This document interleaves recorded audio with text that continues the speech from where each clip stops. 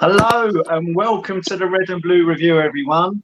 I'm your host tonight, Ian Lyons, and as you can see, I'm joined once again by Grant Saunders. Grant, how are you doing? After yesterday, do you have to really ask that question?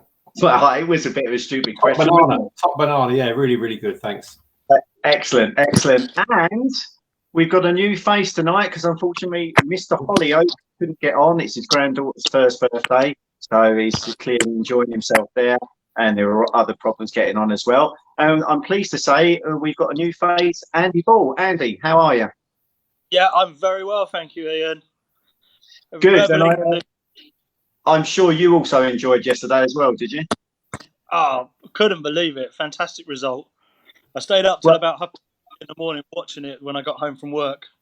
Fantastic. Well, I mean, listen, we've obviously got a lot to go on tonight. We've got to cover the game against Manure. We've got a little section on the squad and the current situation there. We've got a lot of good questions from followers coming in. So obviously, if you're watching this live, get your questions in and we'll see if we can get some more via Lucy later. And a quick update on the prediction league. But clearly, before we get into the show, I'd like everyone that's watching this to smash the like button. And clearly, if you're able to, then just share it now. Start your own watch party, etc., to get us out into the wider masses and spread the word about the show. Clearly, you can also get us on other platforms. So if you're not able to watch us live, then you'll be able to download us as a podcast and listen to us on your commute, on your run, etc. Make sure you do. We've got a big back catalogue as well. So if ever you're stuck on it, you know where to go to.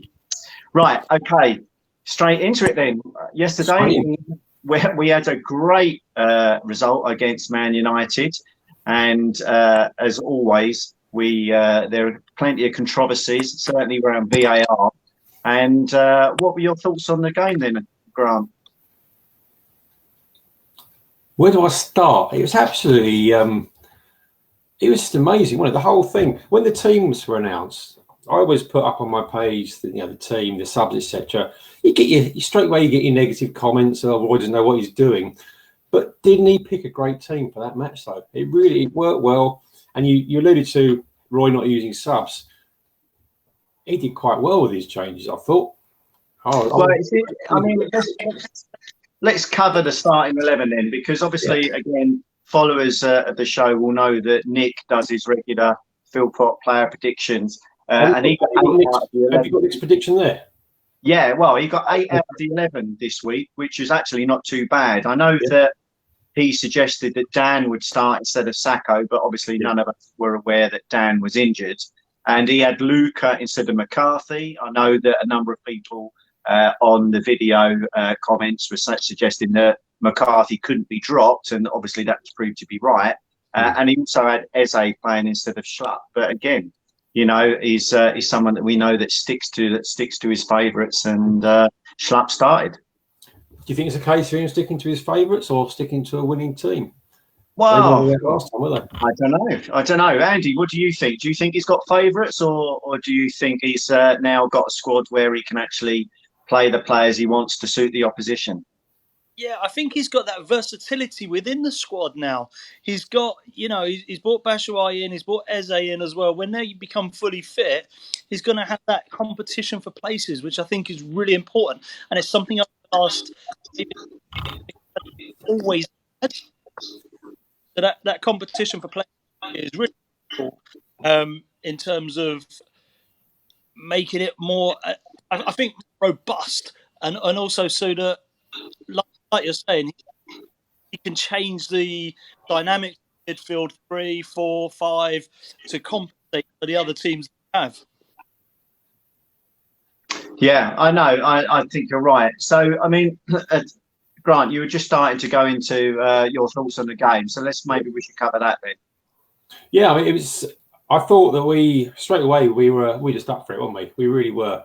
Man United just didn't seem game ready. They match fit, but they didn't seem game ready. I'm not taking any excuses from the Manure lot because we weren't ready. We'd have one less match than you. They've been playing in Europe, so they were match fit. They just weren't match ready for us, and we were up for it. I think Townsend said afterwards that we knew they wouldn't be ready for us, so that's why they came in early. And we got goals at 6-7 minutes.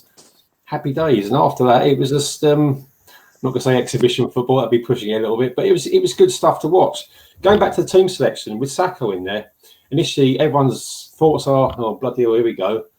I thought he played a blinder in the middle there. For me, it was the two Macs in the middle that stood out. They just gelled together, those two, and they sewed up the midfield for me. And we played nice attacking football the whole match. There was a little wobble where we allowed them to play. Mrs. Saunders was getting a bit wobbly on the sofa there, but it was just a generally nice match to watch. And also, when they got their first goal back, they got their goal back 2-1. That's normally wobbly bottom time, isn't it? But we just cracked on and did the job. We did it nicely as well. And So, can I allude to Wilf as well, or do we talk about that later on? well, yeah, let's cover that. Oh, let's go through the game, shall we? So, the first goal. Talk us through the first goal and what you thought of the build-up. It was just nice, controlled football, and to get down the left and then put the ball across the way we did, it's vision we haven't seen so far this season. One game in, but it's just not us, is it? Really, to see that ball across that area like they did, and Townsend, his finish was just, can I use that word, sublime. You saw the angle and it just crept in. I mean, when you see the normal angle from the side of the pitch, you said, yeah, he should have scored that. But it was so close to that post. It was just beautifully put away. It was it Mitchell who then he put the ball forward, didn't he? Just Slappy. Mitchell tied up so nicely. Mitchell put the ball forward. It was Schlupp took it on his chest when there were thoughts that it might be handball, and but it was a fantastic cross. Absolutely. And as you say, it was a very good finish because I don't know if you saw it from the angle behind the goal. It looked like the goalkeeper managed to get a finger on it as well, but it still managed to squeeze in on the post. Yeah. So that was a good start. I mean, and we looked comfortable from the kickoff as well, didn't we? We did, yeah. That was the comforting thing for me. Which, okay, I will say that we've been up in Premier League for long enough now, and no team out there frightens me at all now. I'm not saying we're going to walk over everyone, but no one actually frightens me. And United have become a good day out, haven't they? And it's just a different world now. It really is. And they didn't threaten us yesterday, really. We had a lovely zone around our area, and they couldn't get into us. They could not get into us at all. And that was Andy, what were your thoughts on the first goal? Do you know what? I totally agree with Grant. Tyrick Mitchell has come on leaps and bounds since the end of last season, and he that link up with Schlupp is something we haven't always had on the left hand side. For him to put that ball forward, as you said, I mean, I had to look at it several times when Schlupp took it on his chest, because again, I was thinking there's going to be a handball or there's going to be an inquest into it, and dreaded VAR is going to come and take it away from us. But when he put that ball forward, Schlupp's vision to take it and go forward and cross it over to Townsend on the far post, and the finish, again, just far enough away from the keeper, but into the bottom corner. Any further away from the keeper and he would have put it wide. So I think that the goal was a really well-worked goal. Good control by Schlupp to take that ball forward.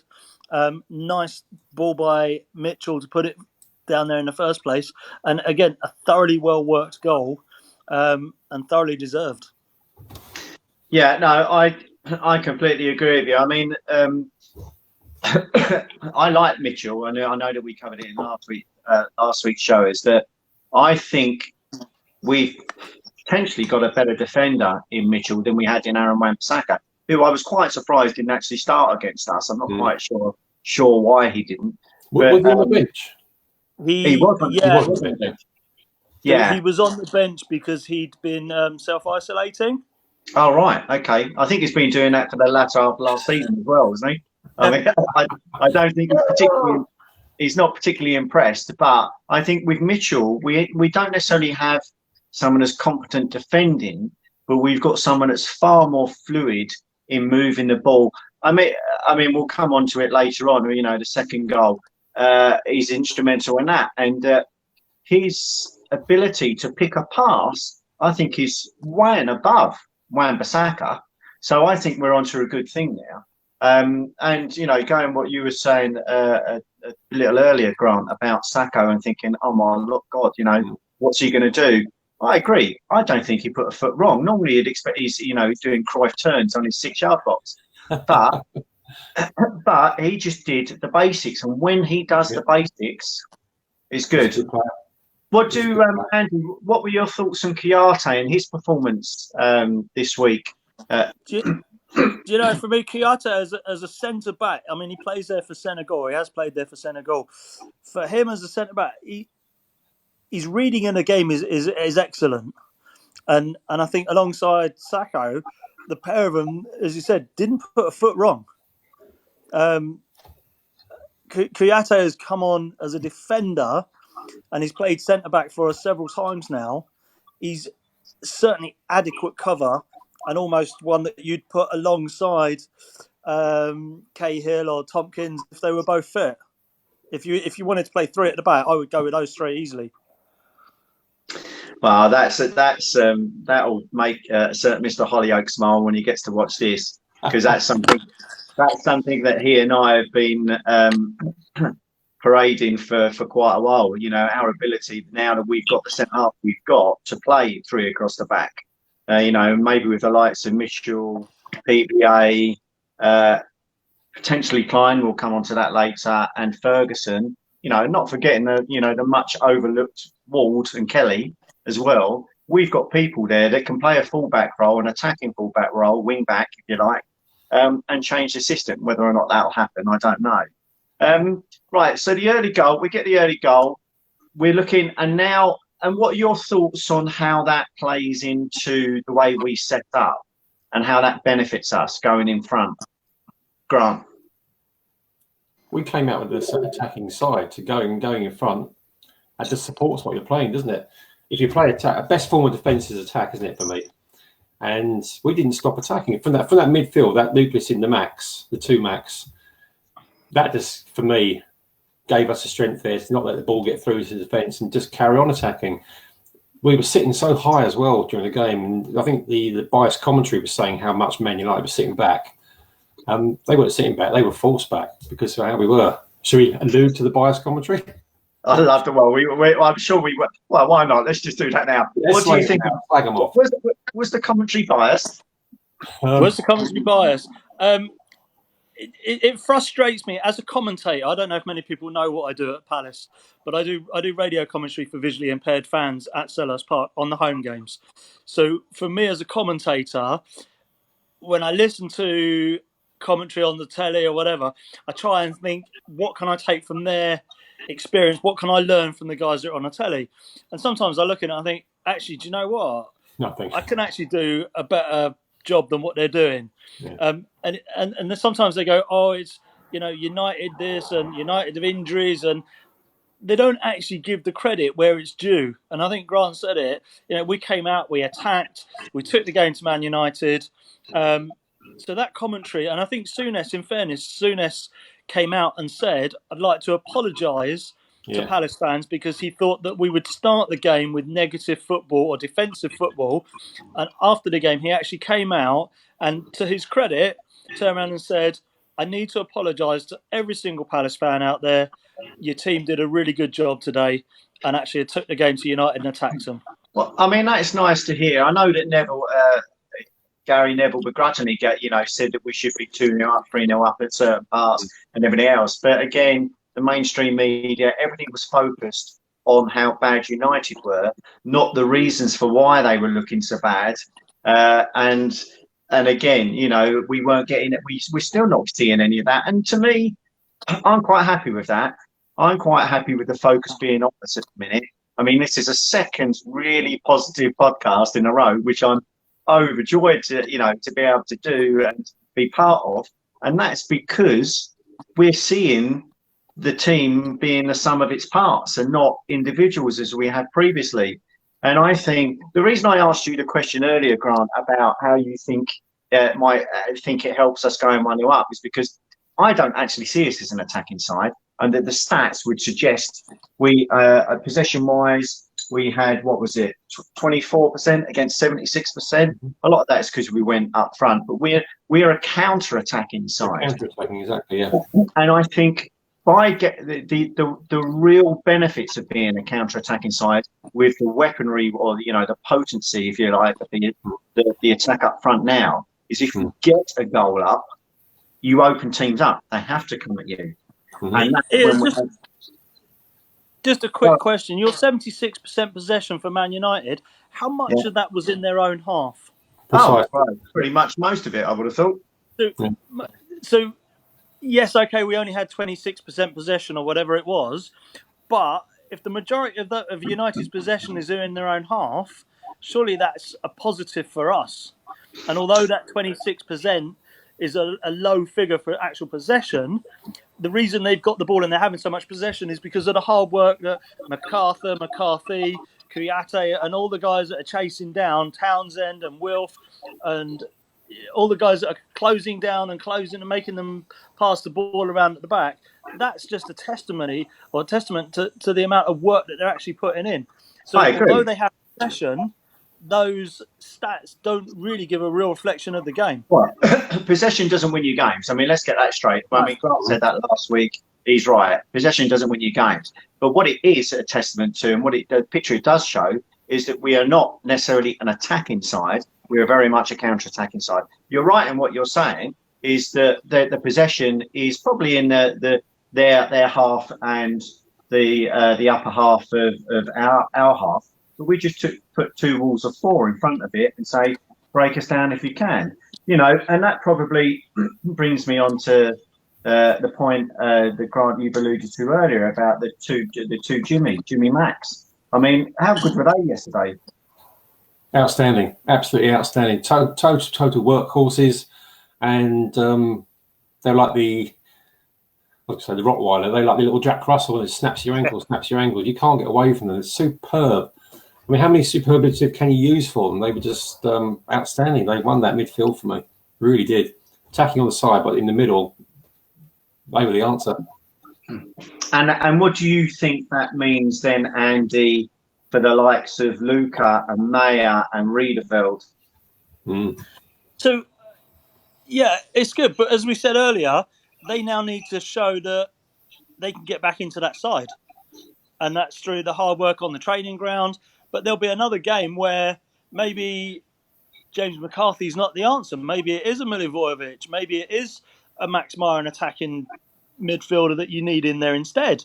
So the strength that we have in depth now is so much better. It can only be a positive thing now. So the strength that we have is so much more now. But it's down to those guys to get back in the side.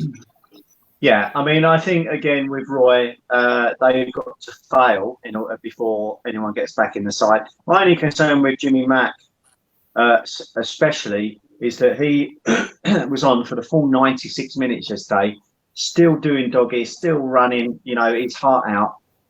Does he have the legs to do that and week in, week out? And I think he will potentially need to be managed in that regard.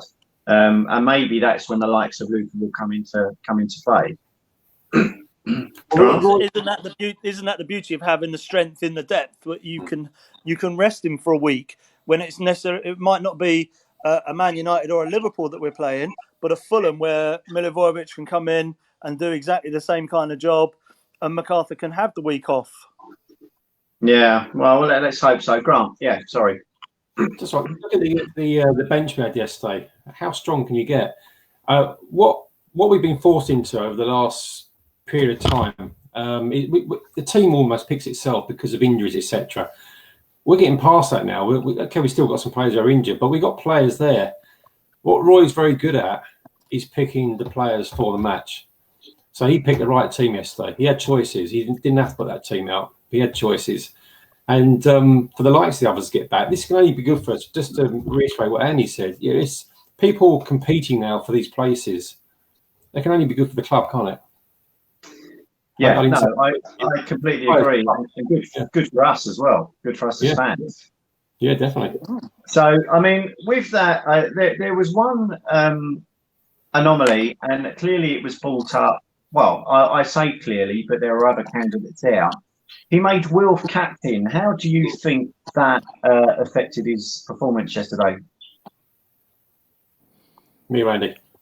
Sorry, I'll shove that to Andy. Go to Andy. Sorry. Okay, how did I think? I think there's a lot of conversations for Roy and Wilf to sit down and have.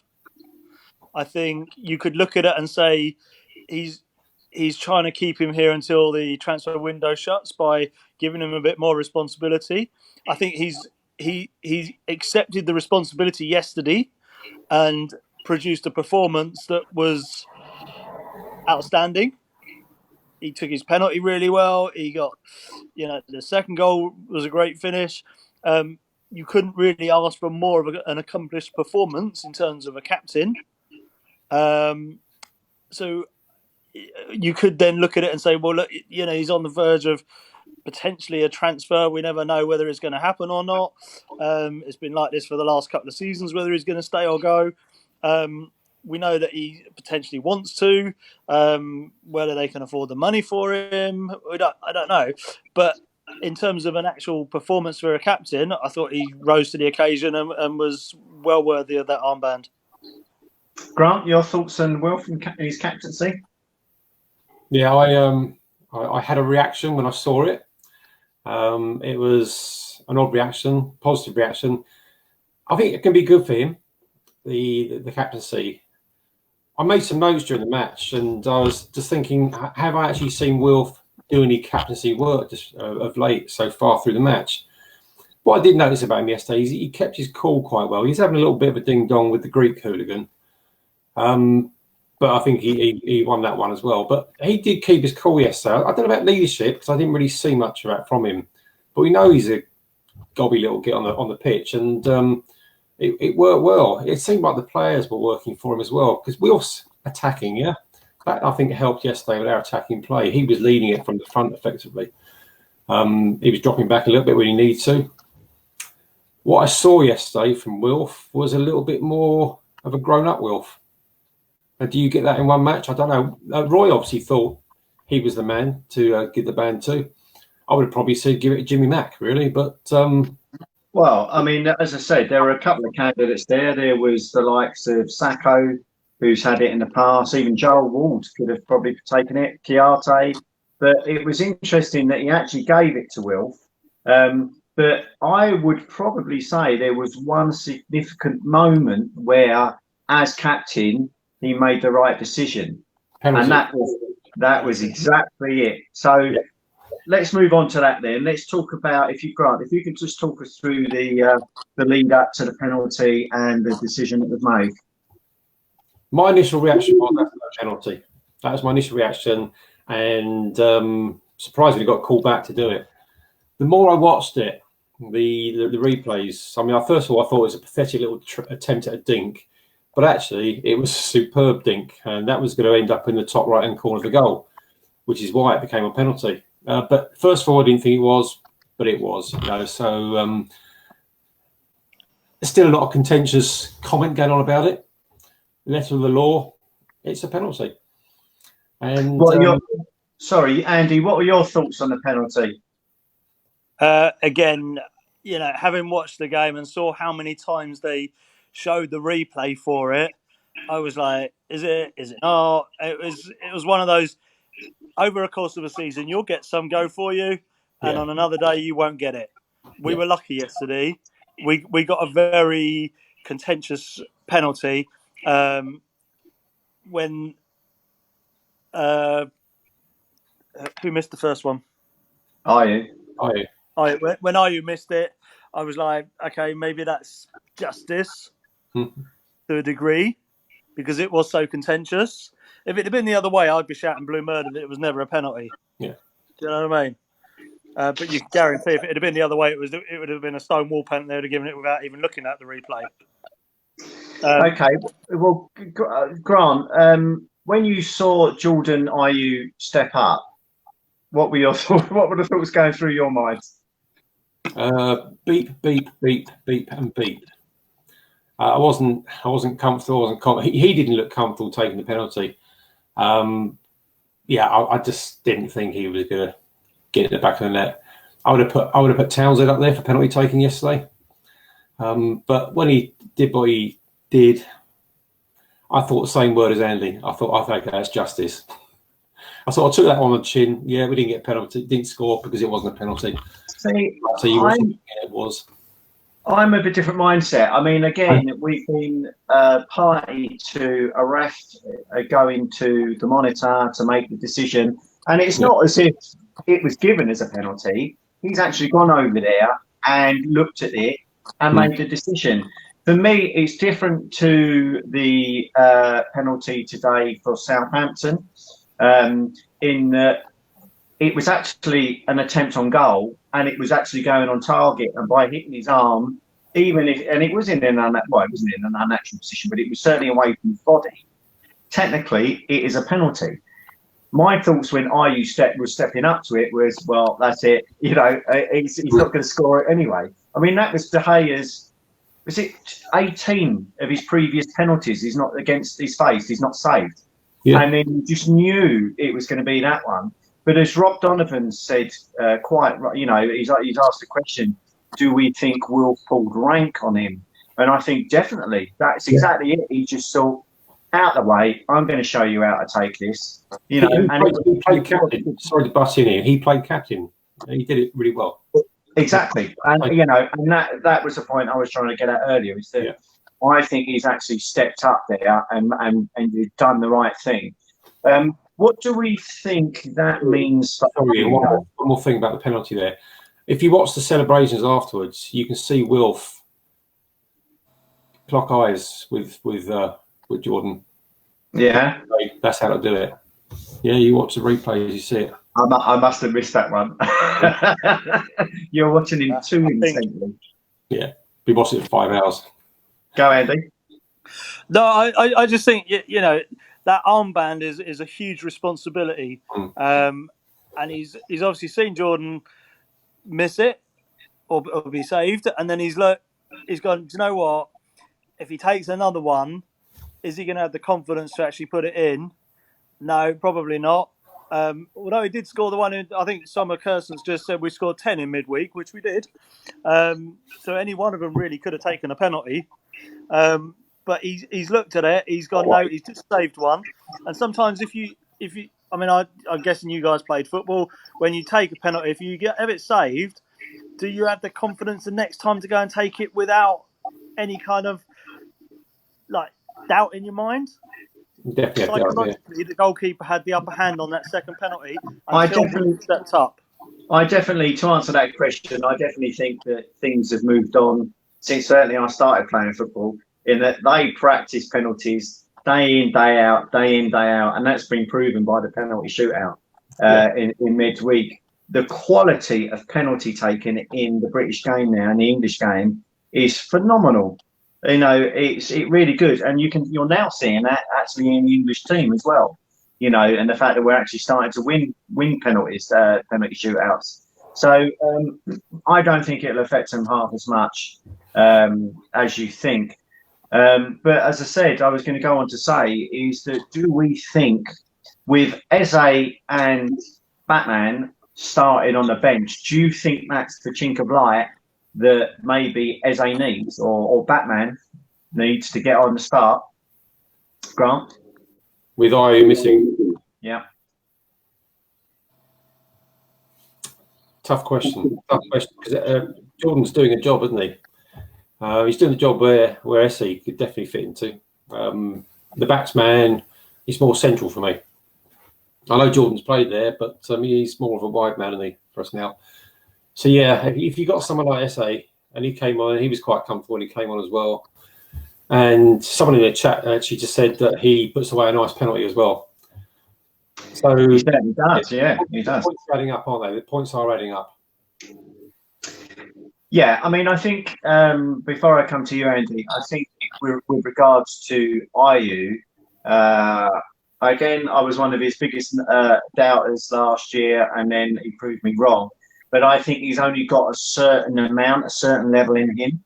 And I think with the likes of Eze and Batshuayi, he's going to find it incredibly hard to maintain that central forward role. So he's going to have to rely to fall back onto the wings. And then you've got the likes of Schlapp on one side, Townsend on the other side. And then you've got Eze as well. And then obviously, if he decides to play one up front, you've got Wilf as well that he's got. So he's got four people competing, or we've got five players competing for two positions on the wings. Is it going to work? And I think it definitely needs to step up. Moving forward, because I think I know time's getting away from us already. So we go 2-0 up, and we still get putting the foot down, and then United managed to get a somewhat lucky goal. What did you think of that, Andy, at the time it went in? I was thinking, how long left? Can we hold out? No, you always knew that even at 2-0, United are still going to come back, and they have the potential and the players to go and score 1, 2, 3 goals or whatever it is. So, we've all seen Palace from 2-0 up go and lose a game. When United got back 2-1, it was like, okay, they need to sort of dig deep, 15 minutes to go, and rebuild and start again. But for me, I think one of the big differences yesterday, and obviously it has been for a little while now, is without any fans in the stadium. If there'd been fans in that stadium yesterday, 75,000 Man United fans, they would have pushed on and possibly got a second into that game. Yeah, Grant, what did you think when you saw the goal go in? I totally disagree with Andy just said then. I'm sorry. I've been in Old Trafford when they've been up against us. No. We make more noise than them. It's just like another Emirates, isn't it? Let's be honest. Another library. Sorry, Ian, what was the question? Sorry, Ian. What were your thoughts when they scored their goal? I mean, it was a bit of a lucky goal, wasn't it? It was a scrappy little thing. But it went in the back of the net, and your thoughts are, Andy said, I mean, we were 2 up against United at home, weren't we? And lost 3-2. Yeah, it can happen against us, can't it? We can fold, but we didn't fold. That's the thing. We just our head stayed up, our shoulders stayed back, and we just carried on that game for the rest of what we had been doing for the rest of the match, which was pushing. We didn't go, oh no, shit. We're one goal in between us now. Sit back. We didn't do that. If that was the game plan, superb game plan. Put your hand down, Andy. But no, it didn't concern me as it used to. I just think of the style of play we were utilising yesterday. I can't say we're going to get another goal because that's hearsay, isn't it? But wasn't pressurised by it too much. Sorry, Andy. Just a quick one. How much do you think the defeats at the end of last season has affected the team for this season in terms of, like, last season we lost the 8 games in a row? 7, I think, yeah. 7 at the end of the season, and we drew the last one. Yeah. How much of that do you think is now, realistically, the end of last season, apart from places, there wasn't really much else to play for? No. So, we heard all these stories. They're on the beach, they're already on holiday, whatever, la-di-da. Now they're back, and now we're back to business. Well, how much do you think those 8 games has actually affected the mindset in terms of going forward this year? I'll take that for you, Grant.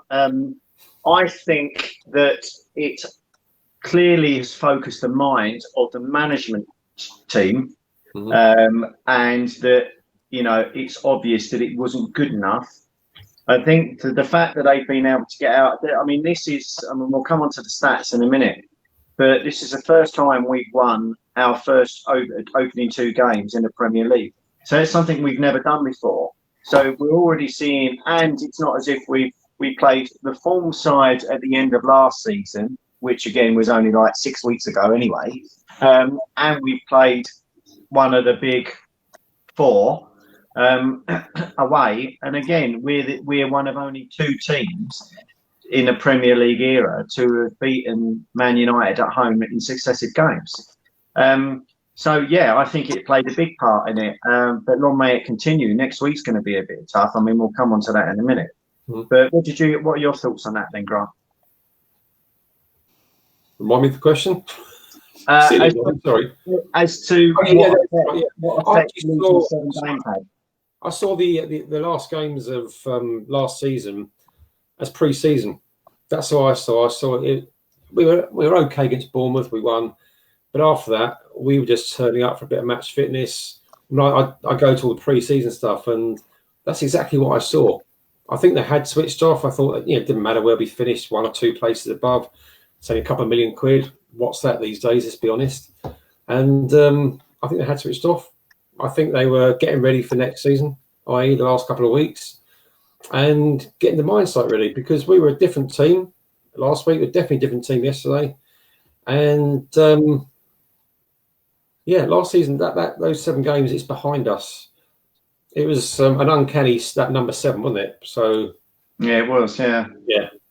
I'm glad we broke the voodoo with that one. It's just that would have been a bit of a worry. Definitely. Okay. Well, moving on to the last 10 minutes then. Eze comes on. What did you think of his little cameo when he came on, Andy?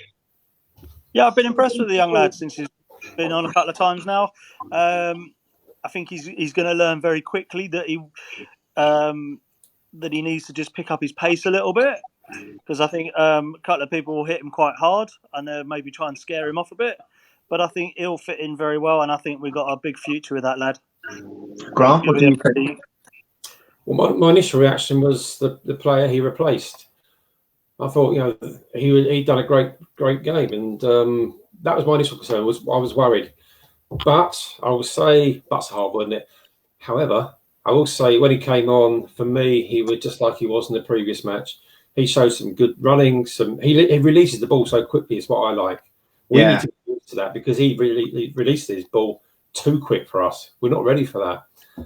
He did it yesterday, actually, for Wilf's second goal, I think. It was good. I'd like to see him get more game time. I think it was 81 minutes he came on, wasn't it? 79? Yeah, exactly. It was. And soon after, Mitchell goes down the left-hand side. Eze goes down the left-hand side, ball to Mitchell. And this is what I love about Mitchell, going back to Mitchell quickly, is that even though he had 3 players around him, he carried the ball towards them and then laid a pass off to Wilf, who then turns smartly, holds Lindelof off, and then just buries it in the near post. I mean, what was interesting, I don't know if either of you saw Match of the Day last night, but what are your thoughts, Grant, on Wilf and whether or not he will stay this season? Well, I said it last week. I don't think he's not going to go this window. If he does go this season, I think it'll be in January. But this takes you back to, he's been given the captain's armband, doesn't it? What's Roy's game there? Is he thinking, okay, let's make him an even bigger fish in the small pond, if you like? Because if he goes somewhere, he's going to be a tadpole in the Atlantic Ocean. I mean, it's good you mention that, because Teresa Baker sent in a question asking that. Does Wilf wearing the captain's armband indicate his willingness to stay? And, it may not be his willingness to stay, but it may actually be have a part to play in it. The reason I asked the question originally is because, I don't know if you saw, Danny Murphy turn around and say he's not going anywhere, but not because he scored. I think he scored in 5 consecutive games now, hasn't he, including pre-season? He's definitely found his scoring, shooting moves. He really has, which is nice to see. He's had that attack in him, but he's never put the ball in there. But the reason Danny Murphy was saying he's not going to go isn't because he's playing to his potential. It's because no one's going to pay what we're asking for. So what are your thoughts on that, Andy? Well, he scored 6 goals in 6 games, doesn't he? He scored three in pre-season, 3 in the last 2 games in the league. But I think that responsibility, it comes back to that responsibility, isn't it? Given the captain's armband, it's another carrot, or whatever you want to call it, to dangle in front of him, bit of responsibility. And I think Grant said it, he's a big fish. You go to somewhere else, you're not going to be playing first name on the team sheet. At the moment, he's probably the first name on that team sheet. So, footballers' careers are very short-lived, some of them. Why would you, if you want to play football, why would you go somewhere else where you're only going to be playing every other week? Well, that's very true. A lot of people say for the money. but I'm not one of those. Yeah, but it's not like he needs the money, is it? I'm being funny. Well, The bloke's on he's on a week. but you could say that about Gareth Bale and Messi, couldn't you? You know, but they still hold out for what they're getting elsewhere, even though they've won everything. I mean, it's not as if he's won everything. I think for someone like Wilf, it's more about trophies, if I'm honest. Yeah. He's come out and said that, hasn't he? He wants to win things. Yeah. Well, let's hope it is with us anyway. Right. Okay. I think we've covered the game. I mean, it's taken us 40 minutes. That's good. But just a few stats. Palace have won consecutive league away games against Man United for the first time. They're just the second London club to win consecutively in the Premier League at Old Trafford since Tottenham in 12-13, 13-14. That's what I was alluding to earlier. Palace has scored more than twice for the first. So it's the first game we've scored more than 2 in for over a season yesterday, which again I think vindicates the signings that we've made. Zaha scored in consecutive Premier League games for the first time since November 19. And Townsend has already matched his Premier League goal tally from last season, one with his first league goal in 20 games. Stand with faint praise, that is, isn't it? For sure. But listen, it's positive. We won. That's 6 points. So we're only 34 points from safety. It's fantastic. Great stuff. Right. Okay. So moving on, squad situation. I know that we briefly touched upon it, but we've already discussed in various parts of this about the flexibility now open and available to Roy, not just in a 4-4-2 formation, but also in the people he can play in that system. Do we actually see Roy wanting to make any changes, or is he just going to stick with it until it's broken? Grant. Changes or additions? I'm talking about. I mean, you take it how you want. I mean, if you think we need more additions and he's going to look for that, you let us know what you think. I think we have additions within the club. Do I think we need to bring anybody new in from external? Probably not. We do have, again, we talk about the bringing the kids through and blooding them. But, you know, we've shown with likes of Mitchell coming on and a couple of others just recently. I think we've got, can't say depth in squad, but depth in club to provide us those additions. What about you, Andy? Yeah, I think a couple of the players that we've signed, Batshuayi, I think is a great signing for us. I think he'll fit in really well. We've seen him already when he scored 6 goals in 13 games, so we know what he's about. That competition, when you get other players like Benteke coming back as well, I think that competition and the strength in depth is a good thing for us. When the defenders start coming back as well, it gives Roy that option and the versatility if he does need to change a formation to combat a different team and the team that they set up. I think he's going to have the strength in depth. So I don't necessarily think that we need to go and spend lots of money, because I don't think there's lots of money there. So I think at the moment we're in a good spot. I think obviously it would depend if Wilf decided that or the right deal was done and Wilf did go, then obviously there would be some money there to maybe invest. But I think at the moment, I don't think we need to go crazy. Okay, Grant, sorry, you wanted to come back? Yeah, Andy, this question came out last week about the money. Because you said we haven't got any money, but where's the money come to get the players we've got already? Do you think it's coming from money we should get from selling Wilf? Solos? No, I don't. No, I think there's always. I mean, when you look at our transfer dealings over the last couple of seasons, we haven't spent. I don't know the exact amount, but we haven't spent lots and lots. So I think there's always been money there. There's just been not necessarily reluctancy to spend it, but a shrewd bit of business in terms of loan signings, free transfers. I think that there's a lot of work done around that, as opposed to going, right, let's go and buy a player that's £35 million every week. Do you know what I mean? So I think that the money's there. We just haven't gone crazy like some clubs and gone, well, we can go and buy this player, that player, the other player. And then all of a sudden there is no money. And you've got, look at Fulham a couple of years ago, 100 million they spent. what did it do? It got them relegated. So I think loan players, free transfers are part of what we actually have to do nowadays. No, I would agree with that, and there clearly is money there because we're being linked with everyone and anyone. I mean, we discussed last week, didn't we, Grant, about Said Benrahma, which seems to have gone on to the back burner now, partly because Brentford are asking for way too much. But now it seems that Hodgson is looking towards someone like Brewster from Liverpool. So he's still looking for more attacking options, if that's the case. And obviously, we got Nathaniel Klein back at the club. What are your thoughts, Grant, on Nathaniel Klein being back at the club? You don't want to ask me. I'm not his fan. Not a fan of him at all. Andy, what are your thoughts? Great player when he was here, and he went on, but no, his days are gone. I think in terms of if it was a free transfer, although somebody's put free transfers are not free transfers, it's signed overage players in high wages that you can't move on. Well, sometimes that player, if he does us for a couple of seasons with the experience, and we're not spending 25 million quid to get somebody, I think that's quite a good deal. In terms of Nathaniel Klein, I think he would be good cover. He's got a lot of experience. He knows the club. He's known by the club.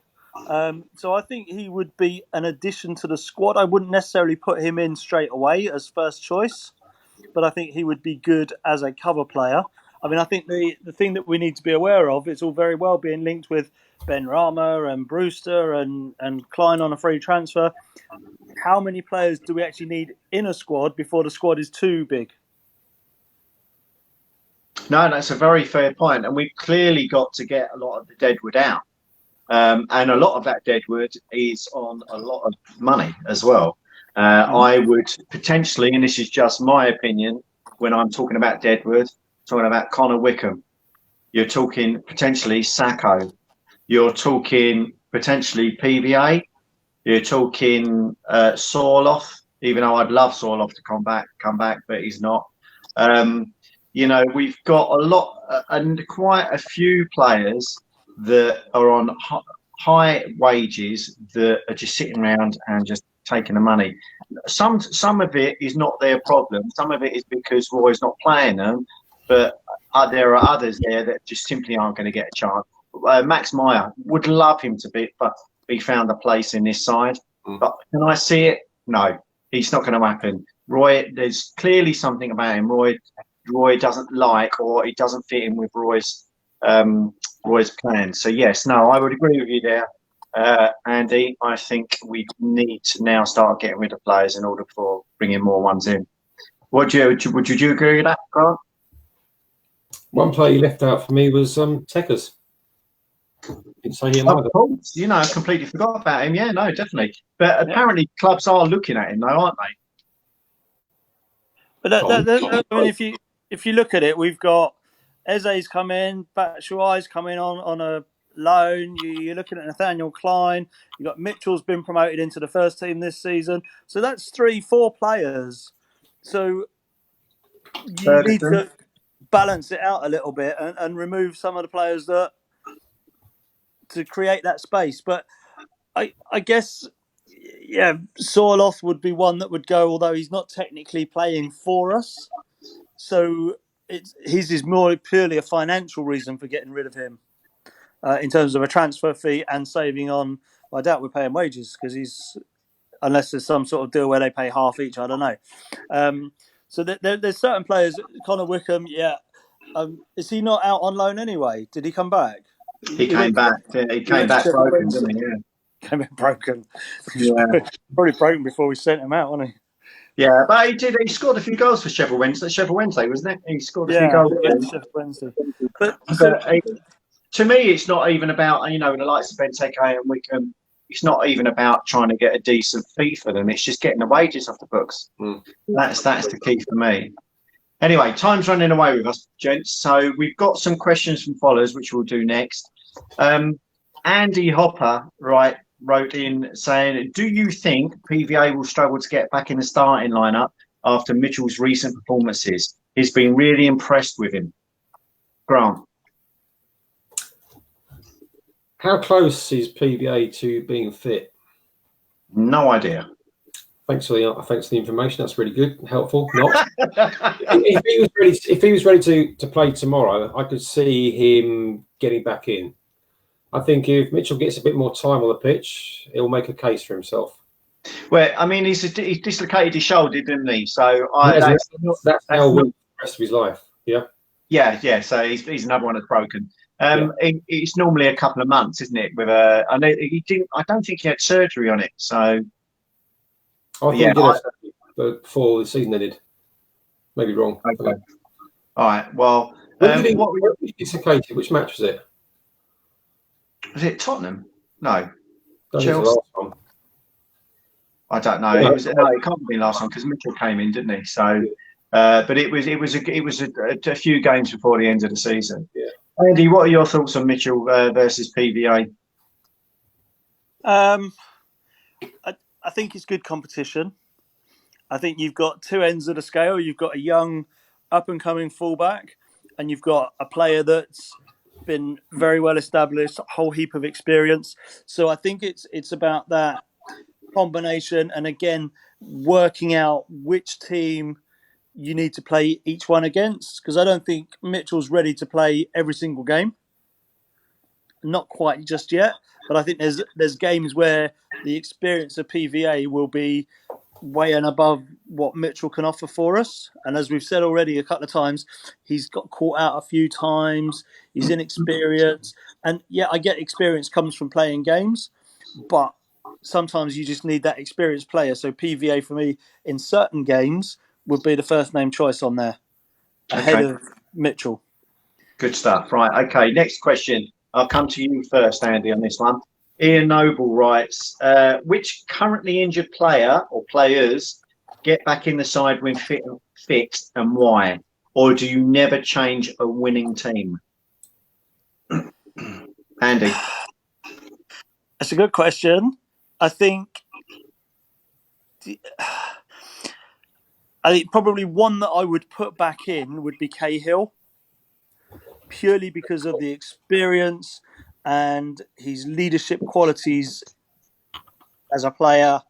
For me, Cahill was one of the best signings we've made for a long, long time. And as a central defender, the experience that he would and the support that he'd give to some of the younger players like Mitchell, I would put him in. Anyone else? Anybody else? Luca? Benteke? Benteke. The thing is, though, if you know, it's all. This is where the squad rotation and the squad comes into play, because we can't play Benteke, Ayew, Batshuayi, Zaha all up front on the same day. They're not all going to be. You can't have all of them up there. So it is a case of what works best for the opponents that we're playing. And different games will require different players, different personnel. You might need Benteke for certain games. You might need him when you're playing Virgil van Dijk, who's great in the air, and Benteke might just be the person you need to put in there to mix it up. So it is a balancing act. It is making sure that you rotate the players. You're making sure that all the players are getting that game time that they need to have. But it's also about what's best for the team at the time that you need it. Okay. Grant, what are your thoughts on it? Who would you bring back? Well, the question was about fitness, wasn't it? But there's been quite a few comments in the chat there for changes they would like to see. But fitness, I think with PVA, he brings a goal threat. I think George has said that, and yeah, I've seen George say that. Yeah, I mean that's true. Got to think about the goal he put through the net for up in Old Trafford last season with Aaron Wan-Bissaka outstretched and he couldn't reach it. Ha ha. Yeah, he has got that in his locker. There's a cliche quote for you. Again, it came back to what I said a few minutes ago about Mitchell. I'll give him some more time. If it was tomorrow, I would say PVA would go back in for his goal threat. What about Tompkins? Well, Cahill's already back in the team. That's been said already. And I love him. I absolutely love him. I mean, there's a great £10 million we spent, and you're going off the Facebook user comment, aren't you? That's sneaky. No, not at all. Yeah, we're just doing well at the back. We're doing well at the back, and it's a tough. I mean, this is the problem that Roy has every bloody match, and everyone slates him. And it's a nice problem to have, isn't it? Have all these people. Well, I would argue that. I would say it's exactly not the problem he's had for the last 18 months, because we've had 11 or more injured all the time. But he still has a team choice. He has a team choice, doesn't he? Yeah. Yeah, but as more and more come back, then that's exactly what he's being paid for. The team's pretty much named itself, hasn't it, on occasions? But it comes back to what Andy was saying earlier about the size of the squad now, and it is a nice problem to have. I mean, but I would agree with you both in that. I think the real test of Roy Hodgson moving forward is his ability to change and horses for courses. You know, that's where the real quality managers make these little tinker, tinker with the team, tinker with the shape a little bit, and actually make a difference. And I'm still yet to be convinced that he's going to be that person for us. But it was a great question, and I think it just highlights just this 5-minute discussion about it as to how difficult it's going to be for him. That's for sure. One more thing to add, Ian. Sorry. Yep. Gyro, he can play left back as well. Gyro can play left back. He can play right away across the back and in midfield. Yeah. He's one of our top three most technically gifted players. Yeah. But there you go. Some of these players that we're talking about, Riedewald, Kouyaté, they're not specific players that would go, right, he's a centre-back like Tompkins or Dan or Cahill. They're universal squad players that are versatile and can play midfield, defence, left-back. And you need to have that balance. So for me, it's great going, who would you bring back in if they were all fit? Well, actually, if everyone's fit, we're not going to need Sakho, Tompkins, Dan, Cahill, Kouyaté all at centre back. We can't play all 5 at centre back. So, which of those 5 centre backs would you pick if you could only pick 3? There's a different question for you guys. Well, if you're posing that, I would go immediately with Cahill, Tompkins, and Sakho. Okay. I actually agree. I would go with those 3. Mm-hmm. Although I do feel sometimes that Sakho is like a marionette puppet whose arms and legs do not connect to his head. I agree, but I would play Sakho in the middle of those 3 because I would get him to carry the ball out, and then you've got 2 solid centre backs alongside him. Yeah. Grant? I'm just going to say yes to the whole thing there. Okay. We said earlier on about Sakho. When he sticks to the basics, he's a solid player. It's when he tries to do the correct turns that you alluded to earlier on. Yeah. No. I think that's spot on. Yeah. Right. Time's getting away with us, boys. Something we wanted to cover today, as regular viewers and followers will know and understand that we are big supporters of mental health awareness. And September is the month for mental health awareness this year. And the 10th of September was the World Suicide Prevention Day. Now, it's just a reminder that obviously with these crazy times that we're all experiencing certainly for these last 6 months, that no matter what you're going through, how you're feeling, you're not alone. And we've had the guys over before from Homesdale Acrobatics, who do a fantastic job. You can find them at HC15 on tour on Twitter. Also, you've got the Samaritans, who are available 24 hours a day, 365 days a year for contact, and the calmzone.net. If you can you can go on their website and sign up to a newsletter and be kept in touch with all the latest campaigns. Suffice to say, don't suffer in silence. Don't suffer alone. There is always someone there for you to be able to talk to and air your thoughts with them. So, as they always say, a problem shared is a problem halved. So we'd highly recommend you to do that if you are struggling at this moment in time. Right. Prediction League. I know that Nick mentioned it last week and I covered it. We've still got the applications open for one more week. Week 2's looking interesting. We've got 3 women as well as we came to the show. 3 ladies are leading it in a minute, which is great stuff. One of them in particular is, I don't know whether she's got a crystal ball or not, but she's managing to get a number of correct predictions.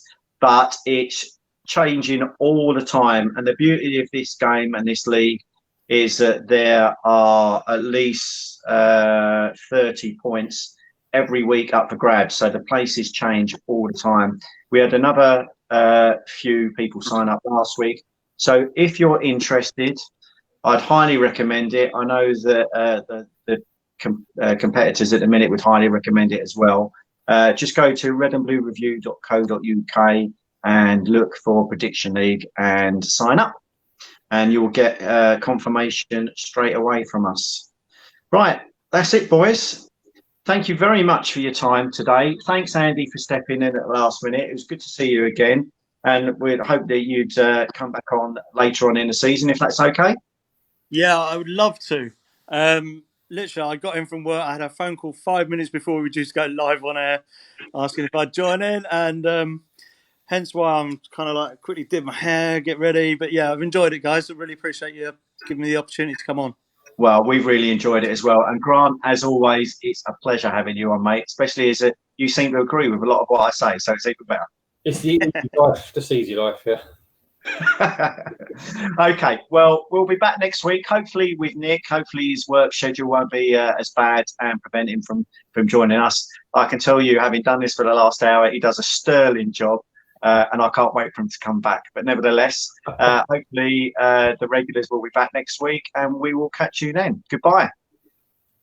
Cheers. Cheers, guys.